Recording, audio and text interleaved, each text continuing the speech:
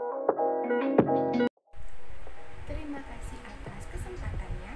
Perkenalkan, nama saya Widya Andriawita dengan NIM 2019-310-575. Terima kasih atas kesempatannya. Perkenalkan, nama saya Alfiana Rizkika Amalia Putri dengan NIM 2019-310-706.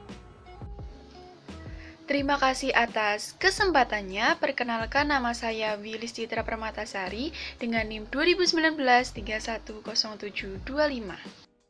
Saya akan menjelaskan tentang definisi production cycle, yaitu serangkaian aktivitas bisnis dan kegiatan pengolahan data yang berkaitan dengan proses pembuatan produk dan terjadi secara terus-menerus berhubungan dengan pembuatan produk. Berikut adalah diagram konteks production cycle. Siklus produksi ini berhubungan dengan 5 entitas. Yang pertama yaitu siklus pengeluaran, yang kedua siklus manajemen sumber daya manusia, dan yang ketiga manajemen, yang keempat sistem buku besar dan pelaporan, dan yang terakhir yaitu siklus pendapatan. Dan selanjutnya saya akan menjelaskan sistem informasi siklus produksi. Keberadaan sistem informasi akuntansi sangat penting dalam siklus produksi. Dengan sistem informasi akuntansi membantu menghasilkan informasi biaya yang tepat dan waktu kerja yang jelas untuk dijadikan masukan bagi membuat keputusan dalam perencanaan produk atau jasa yang dihasilkan. Berapa harga produk tersebut dan bagaimana perencanaan penyerapan dan alokasi sumber daya yang diperlukan.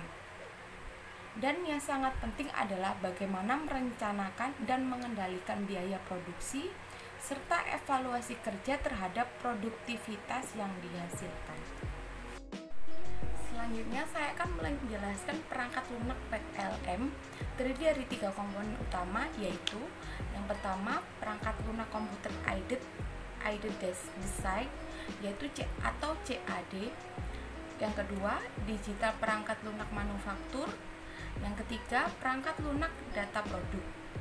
Perangkat lunak komputer aided design atau CAD untuk merancang produk baru, perangkat lunak manufaktur digital yang mensimulasikan bagaimana produk tersebut akan diproduksi, dan perangkat lunak manajemen data produk yang menyimpan semua data yang terkait dengan produk. Di sini saya akan menjelaskan tentang ancaman pada production cycle. Yang pertama, resikonya tidak akurat atau data induk yang tidak valid. Yang kedua, informasi yang diungkapkan sensitif atau tidak sah. Yang ketiga, data hilang atau rusak. Cara pengendaliannya. Yang pertama, kontrol integritas pemrosesan. Yang kedua, membatasi akses ke siklus data master. Yang ketiga, peninjauan ulang seluruh perubahan pada data master. Yang keempat, kontrol akses. Yang kelima, enskripsi. Dan yang terakhir, prosedur pencadangan atau pemulihan. Aktivitas siklus produksi yang terdapat pada production cycle. Yang pertama yaitu desain produk, yang selanjutnya perencanaan dan penjadwalan produksi, yang ketiga operasi produksi, dan yang terakhir yaitu akuntansi biaya. Di sini saya akan menjelaskan tentang desain produk, yaitu sasarannya adalah untuk menciptakan produk yang memenuhi persyaratan pelanggan dalam hal kualitas, daya tahan, dan fungsionalitasnya sekaligus meminimalkan biaya produksi. Aktivitas desain produk menghasilkan 2 output, yaitu yang pertama daftar bahan baku, yaitu sebuah dokumen yang menyebutkan nomor bahan baku, deskripsi, dan kuantitas dari tiap-tiap komponen yang digunakan dalam sebuah produk. Yang kedua, daftar operasi, yaitu sebuah dokumen yang menspesifikasikan urutan langkah-langkah yang mengikuti dalam membuat produk. peralatan apa yang digunakan, dan seberapa lama setiap langkah yang diambil. Lalu selanjutnya ancaman dan pengendalian dalam desain produk.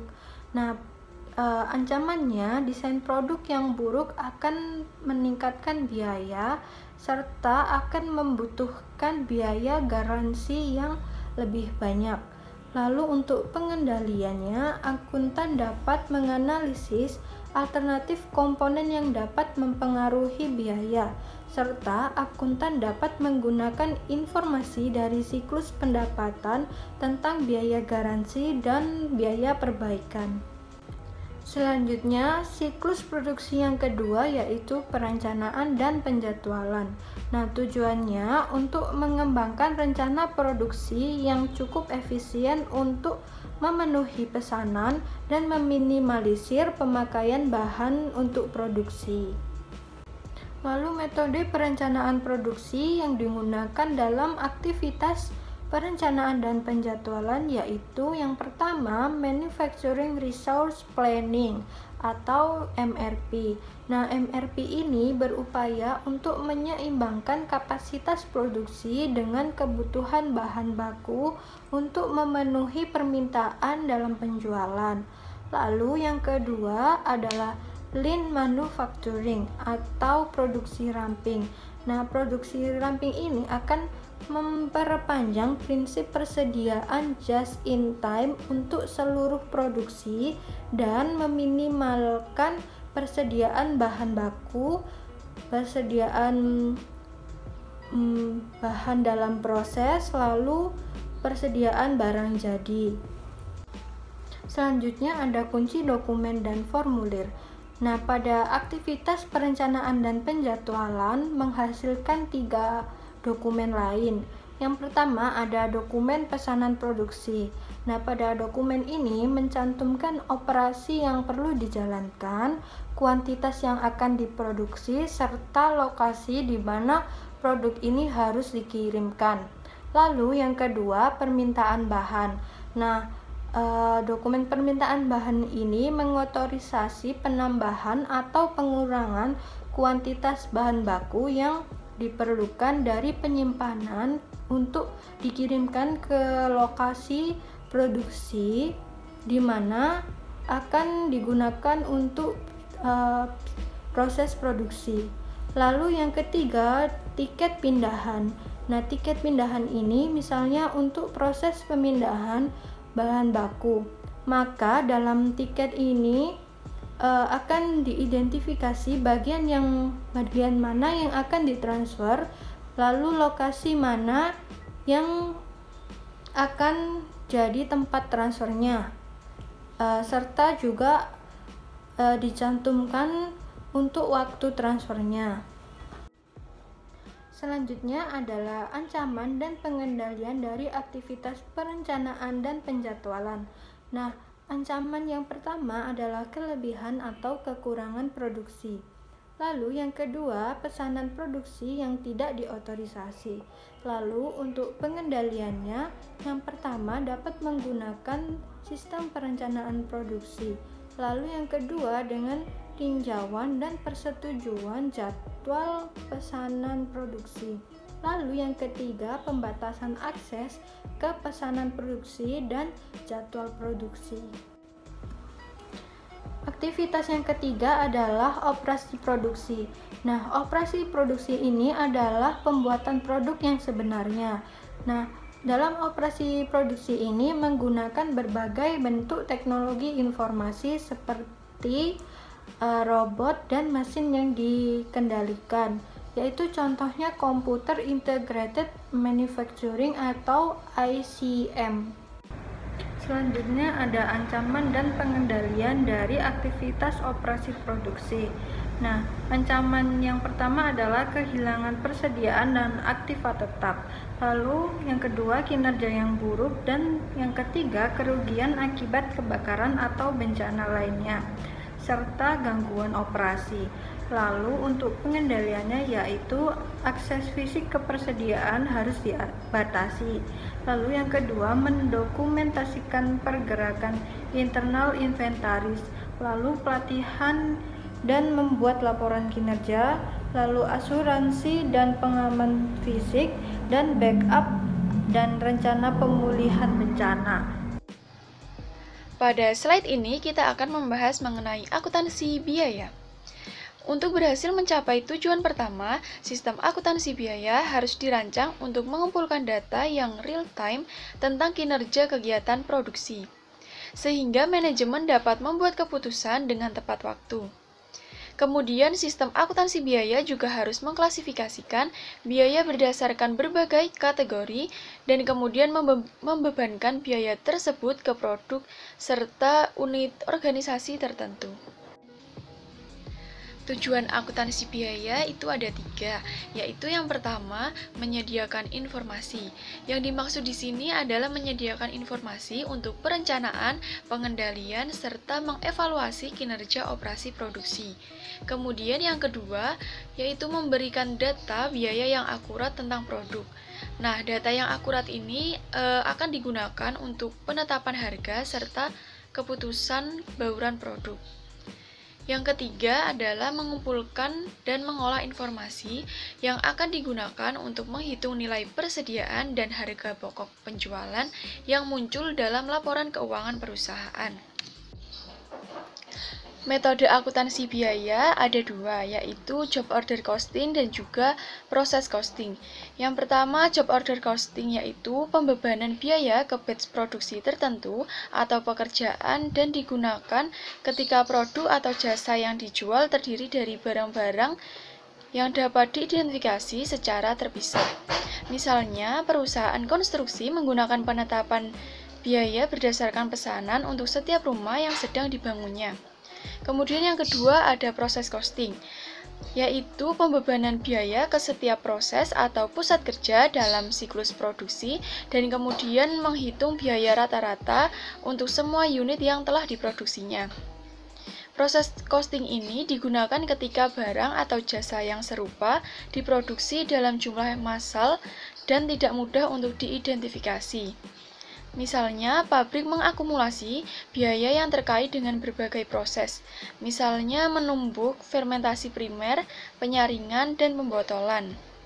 Dalam memproduksi batch jenis bir tertentu dan kemudian menghitung total biaya unit rata-rata dari produk tersebut.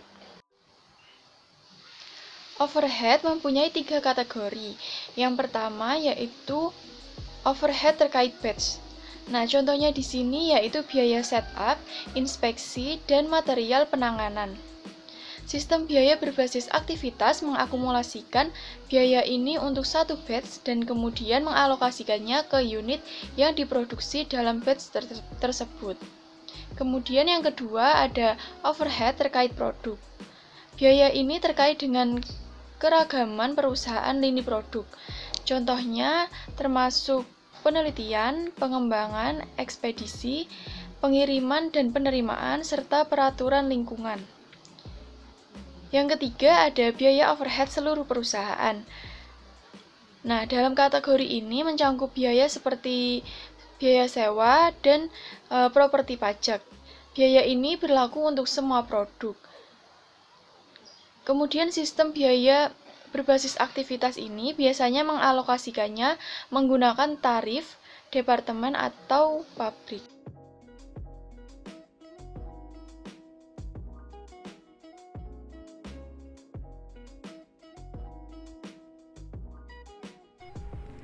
Yang terakhir kita akan membahas mengenai ancaman serta pengendalian.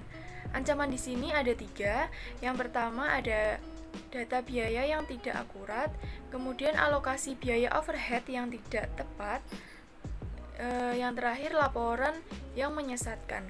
Kemudian di pengendaliannya juga ada 3, yaitu kontrol integritas pemrosesan data, kemudian yang kedua penetapan biaya berdasarkan aktivitas yang digerakkan oleh waktu, kemudian yang ketiga ada metrik biaya yang inovatif, misalnya throughput.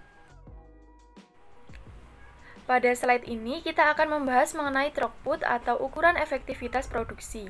Throughput ini mewakili jumlah unit barang yang diproduksi dalam satu periode.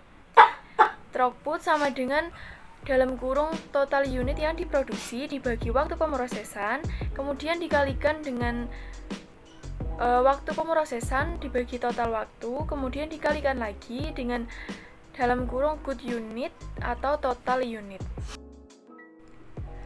Baik, sekian presentasi dari kelompok kami. Apabila ada salah-salah kata, kami mohon maaf. Terima kasih dan wassalamualaikum warahmatullahi wabarakatuh.